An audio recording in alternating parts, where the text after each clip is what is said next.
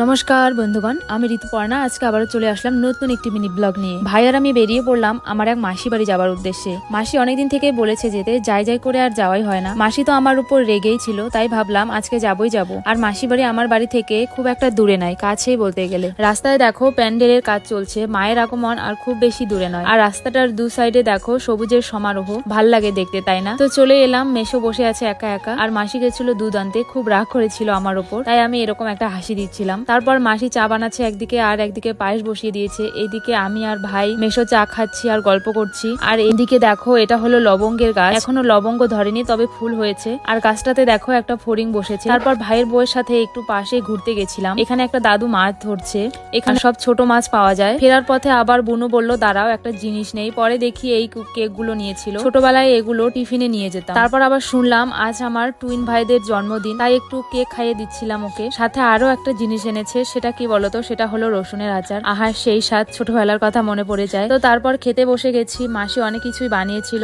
সাথে পায়েস, মিষ্টি, দই সবকিছুই ছিল। এদিকে আবার বাড়ির জন্য একটু প্যাক করে দিল। তো চলো এখন বাড়ি যাব। আর আজকের ভিডিওটি কেমন লাগলো অবশ্যই কমেন্ট করে জানাবে।